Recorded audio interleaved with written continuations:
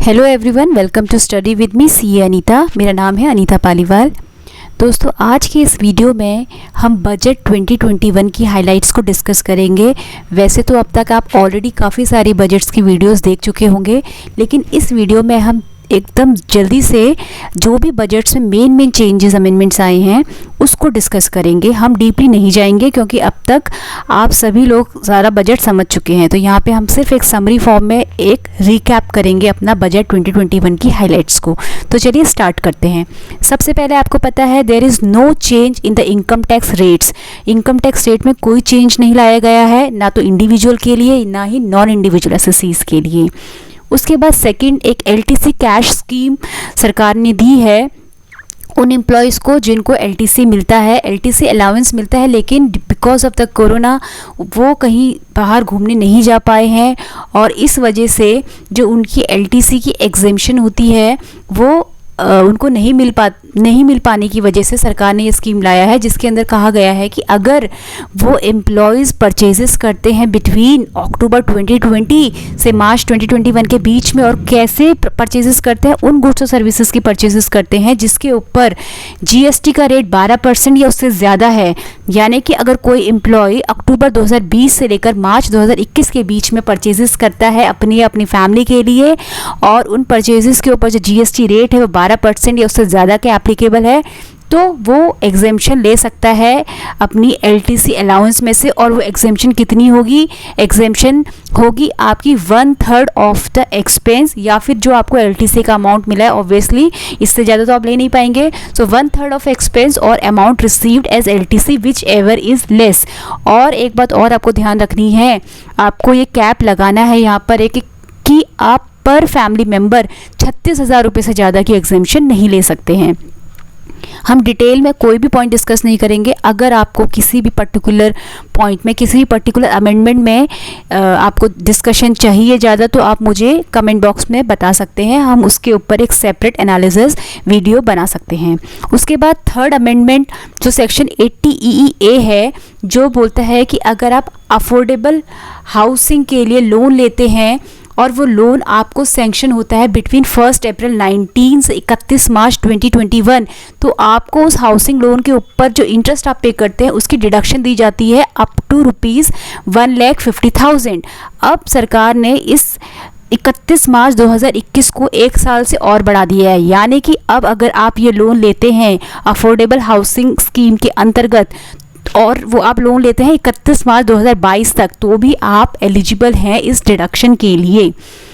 उसके बाद fourth amendment है कि senior citizens of 70 years of age और मोर, यानी कि 70 साल से ऊपर के जो सीनियर सिटीजन है, अब उनके लिए ITR फाइल करना मैंडेटरी नहीं है, प्रोवाइडेड जो उनकी इनकम है वो कैसी होनी चाहिए, पेंशन और इंटरेस्ट फ्रॉम बैंक्स। इस 2 प्रकार की इनकम को वो अर्न करते हो। तो देखिए, जनरली सीनियर सिटीजन के पास यही 2 इनकम होती है, और ये भी कहा गया है कि बैंक इस इनकम पर TDS काटेगा। फिफ्थ अमेंडमेंट बोलती है कि अगर आप यूलिप से अमाउंट रिसीव कर रहे हैं और वो यूलिप जो है वो इशू हुई है आफ्टर 1 फरवरी 2021 और उसका प्रीमियम जो है एनुअल वो 2.5 लाख से ज़्यादा है, तो वो आपको जो अमाउंट रिसीव होगा अब वो एग्जेम्प्ट नहीं है। 6th अमेंडमेंट हमारे पास है कि जब आप एडवांस टैक्स अपना कंप्यूट करते हैं और उसमें आप डिविडेंड इनकम को नहीं इंक्लूड करते हैं for the purpose of the calculation of advance tax, तो उसकी वजह से शॉर्टेज आएगा एडवांस टैक्स, उसमें आपको इंटरेस्ट पे नहीं करना है। लेकिन अगर डिविडेंड डिक्लेयर हो चुका है और उसके बाद आप एडवांस टैक्स कैलकुलेट कर रहे हैं, तो आपको उसको अपनी कंपटीशन में लेना है, क्योंकि डिविडेंड इनकम का सर्टेनिटी नहीं होती है। कोई भी पर्सन इस चीज़ को एस्टिमेट नहीं कर पाता कि उसे कितना डिविडेंड मिलेगा। इस वजह से उसकी जो इनकम, उसकी जो एडवांस टैक्स की लायबिलिटी है, जो एडवांस टैक्स जमा कराता है, उसमें शॉर्टफॉल हो सकता है, तो उसमें आपको इंटरेस्ट नहीं देना। लेकिन एक बार अगर कंपनी ने डिविडेंड डिक्लेयर कर दिया है तो उसके बाद आपको अपनी एडवांस टैक्स कॉम्पिटिशन में उस डिविडेंड को इंक्लूड करना है। उसके बाद 7th अमेंडमेंट है, अभी तक आपको पता है कि जो प्रोविडेंट फंड होता है उसमें जब आप प्रोविडेंट फंड में कंट्रीब्यूट करते हैं EPF, तो उसकी आपको 80C में डिडक्शन मिलती है। उसके बाद जो उसके ऊपर इंटरेस्ट होता है वो एग्जेम्प्ट होता है। उसके बाद जब आप उस पैसे को बाद में कभी निकालते हैं तो वो भी नॉन टैक्सेबल होता है। लेकिन अभी सरकार ने क्या करा है कि उन्होंने कहा है कि अगर किसी एम्प्लॉय का कंट्रीब्यूशन साल में 2.5 लाख से ज़्यादा होता है, किसकी बात हम कर रहे हैं, एम्प्लॉय के कंट्रीब्यूशन की, अगर किसी एम्प्लॉय का कंट्रीब्यूशन पीएफ फंड में साल में 2.5 लाख से ज़्यादा होता है तो उस 2.5 लाख से ऊपर जो अमाउंट है उसके ऊपर जो इंटरेस्ट एक्री होगा वो टैक्सेबल होगा in the hands of the employee. 8th amendment है, जो पिछले साल टैक्स ऑडिट की लिमिट 5 करोड़ बढ़ाई गई थी उसको इस साल 10 करोड़ कर दिया गया है, और कंडीशन सेम है कि आपकी जो ट्रांजैक्शंस है चाहे वो इनकम पार्ट पे या एक्सपेंस पार्ट पे, वो 95% ऑफ दोज ट्रांजैक्शंस, जो भी आपकी टोटल ट्रांजैक्शंस है उनका 95% आपका डिजिटलाइज्ड मोड में होना चाहिए, नॉन कैश मेथड से होना चाहिए। तो बेसिकली ये कैश सिस्टम को डीमोटिवेट करने के लिए इस लिमिट को बढ़ाया गया ताकि ज़्यादा से ज़्यादा लोग नॉन कैश ट्रांजैक्शंस करें। 9th अमेंडमेंट है कि अगर कोई एम्प्लॉयर पीएफ और ईएसआई को ड्यू डेट्स के अंदर डिपॉजिट नहीं कराता सरकार को तो उसको पीएफ और ईएसआई की खर्चे की डिडक्शन नहीं मिलेगी। पिछले साल तक पीएफ एंड ईएसआई के अगर ड्यू डेट के बाद पेमेंट करते थे, लेकिन बिफोर रिटर्न जो बिफोर फाइलिंग ऑफ आईटीआर जमा करा देता था एम्प्लॉयर तो वो उसकी डिडक्शन ले लेता था। लेकिन इस बार क्लियर कट ये साफ कर दिया गया है, क्लैरिफाई कर दिया गया है कि अगर पीएफ एंड ईएसआई समय पर जमा नहीं कराया जाएगा तो एम्प्लॉयर को उसके खर्चे की डिडक्शन अपने इनकम टैक्स जमा कराने के लिए नहीं मिलेगी। उसके बाद एक नया सेक्शन 194Q टीडीएस का इंट्रोड्यूस किया गया है, जिसमें कहा गया है कि अगर किसी बायर की टर्नओवर पिछले साल 10 करोड़ से ज़्यादा थी और वे किसी पर्टिकुलर सेलर से 50 लाख या उससे अधिक के गुड्स 50 लाख से अधिक के गुड्स खरीदेगा, गुड्स के लिए सेक्शन है, तो उसको उस सेलर का टीडीएस काटना होगा। और सेम आपको अगर याद हो तो पिछले साल अक्टूबर 2020 में टीसीएस का सेक्शन आया था 206C1H।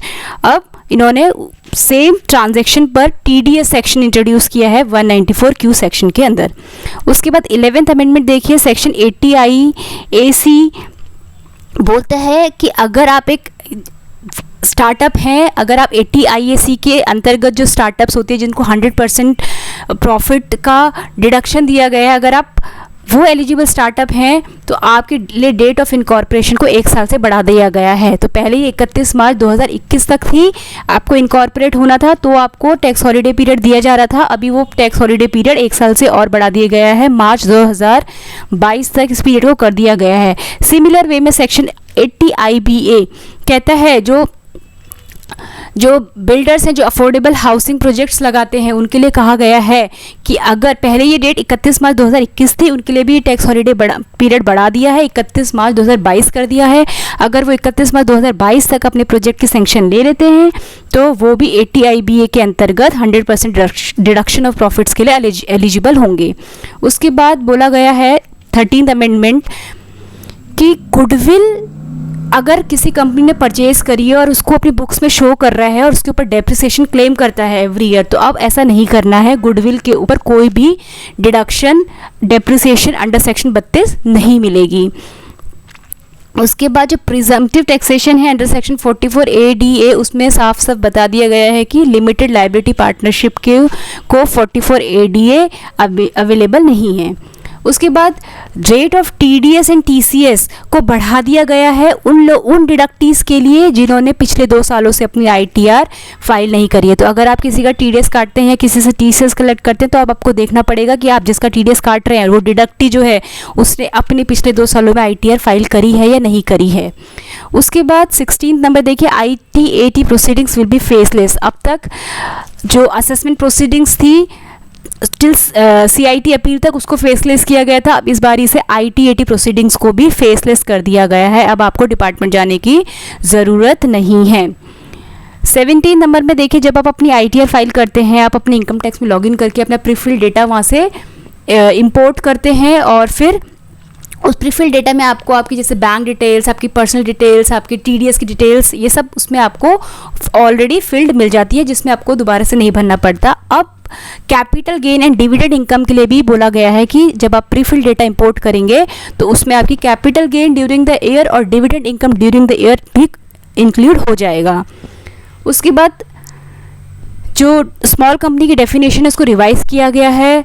अब उस जो लिमिट्स थी जिनके बेसिस पे हम डिसाइड करते थे कि कोई कंपनी स्मॉल कंपनी है या नहीं है, उस लिमिट्स को बढ़ा दिया गया है। यानी कि देखिए स्मॉल कंपनीज़ को काफ़ी फ़ायदे होते हैं, तो उस फ़ायदे को अब काफ़ी ज़्यादा कंपनीज उठा सकती हैं, क्योंकि हमने स्मॉल कंपनी की जो डेफिनेशन है उसको बढ़ा दिया है। अब हमने कहा है कि अगर किसी कंपनी की पेड अप कैपिटल 2 करोड़ तक है और टर्नओवर 20 करोड़ तक है, तो वो एलिजिबल है स्मॉल कंपनी बनने के लिए।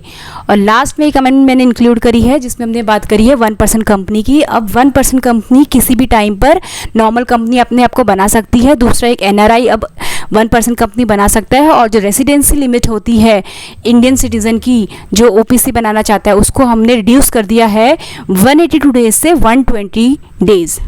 तो 6 महीने से घटाकर 4 महीने का टाइम हमने कर दिया है। अगर एक इंडियन सिटीज़न इंडिया में रहता है तो वो रेसिडेंट कहलाएगा। तो एक छोटा सा वीडियो है बजट 2021 हाइलाइट्स का, जो कि आपको एक क्विक रिकैप देता है। तो आई होप ये वीडियो आपके लिए हेल्पफुल होगी। Thank you so much.